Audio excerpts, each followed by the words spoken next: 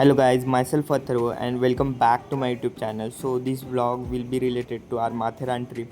तर आम्ही माथेरानला जायचं ठरवलं असं काही नव्हतं, पण 2 दिवसात प्लॅन झाला की माथेरानला जायचं म्हणून. सो आम्ही पुण्यावरून निघलो होतो. पुण्यावरून कर्जतला गेलो.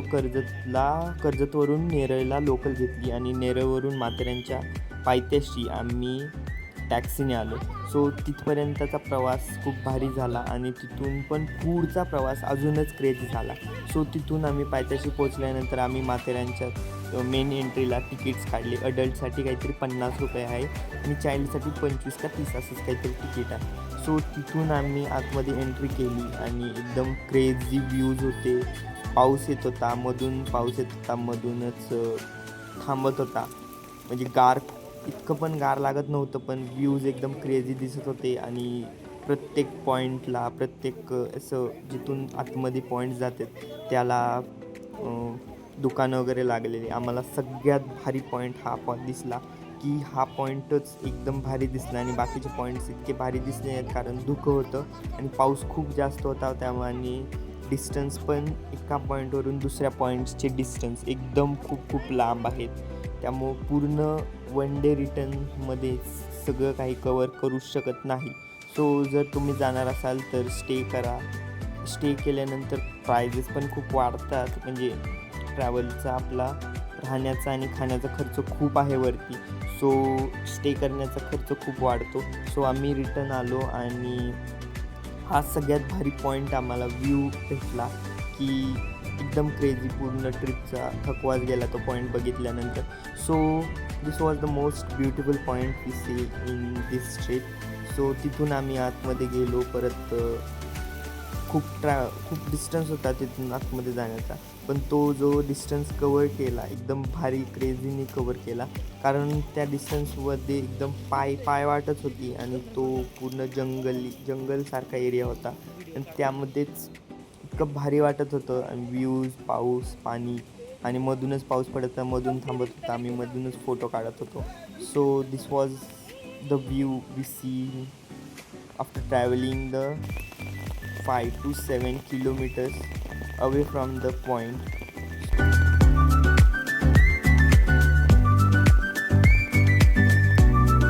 दिसतात ना आम्हाला खूप पण पाऊस खूप आहे. 1 ऑगस्टची गोष्ट आहे. 1 ऑगस्टला आलो. हे बघा पॉईंट्स.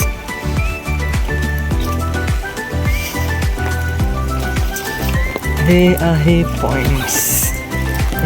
खूप सारं चाललो आम्ही, पण असे पॉईंटला इतके भारी व्ह्यूज दिसत होते की पूर्णचा चालण्याचा थकवा तिथंच जात होता. आता हा पुढचा व्हिडिओ क्लिक बघा, इतकं सुंदर क्लिक आहे.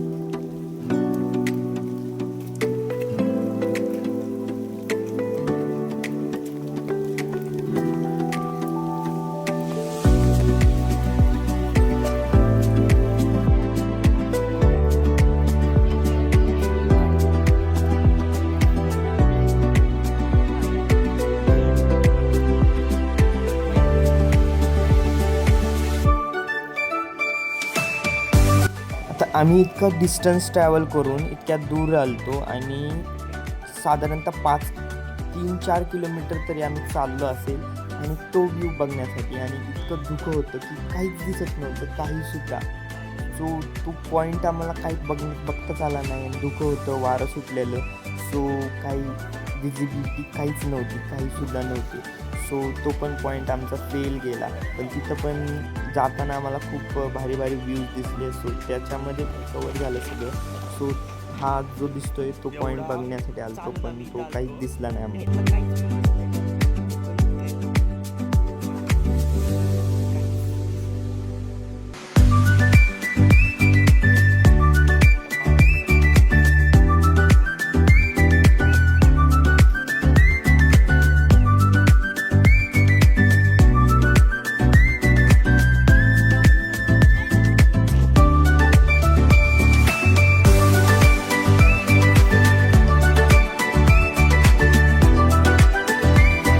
त्यानंतर आम्ही त्याच पॉईंटवरून रिटर्न चाललो त्याच रूटनी.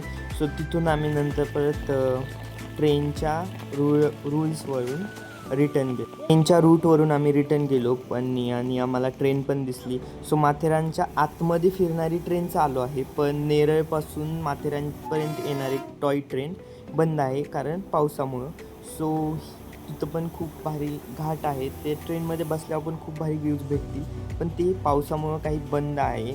जी आतमध्ये फिरणारी ट्रेन आहे ती चालू आहे. ह्या ट्रेनचं तिकीट 70 रुपये आहे आणि जर तुम्ही ई रिक्षा केली तर त्याचं काही 35च पडतं. पण ई रिक्षा परवडते, पण ट्रेनचे व्ह्यूज खूप भारी दिसतात ट्रेनमधून. पण ट्रेन वगैरे काही थांबत नाही, पण स्पीड त्याची कमी असते, त्यामुळं मोस्टली काही सगळं काही दिसून जातं. आणि तिथं एकदम भारी वाटत होतं की ते दुकानांमध्ये पेटवलेले कंस भाजण्यासाठी पेटवलेली ते लाकडं आहेत, एकदम भारी दिसत होते. त्याचे क्लिक्स वगैरे खूप खूप खूप भारी येत होते. आणि ट्रेन आम्ही जाताना ट्रेन आम्हाला 2दा दिसली. सो ट्रेनचे पण खूप भारी क्लिक्स आणि व्ह्यूज दिसत होते. नंतर आम्ही तिथून धबधब्यापाशी गेलो. सो वॉटर डॅमपाशी गेलो, तर तिथं पण खूप भारी व्ह्यूज दिसले. सो 4-5च पॉईंट आम्ही साधारणतः पूर्ण दिवसामध्ये कवर केले आणि आम्ही नंतर रिटर्न चाललो. सो रिटर्न जाताना आम्ही मेन जो रोड आहे रिक्षाचा रोड, त्या रोडने आम्ही रिटर्न आलो.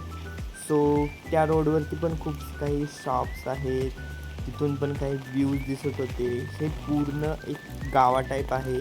पोलीस स्टेशन, अजून पोस्ट ऑफिस सगळं काही वरती आहे आणि जेवणाचे वगैरे पैसे वगैरे जास्त आहेत वरती.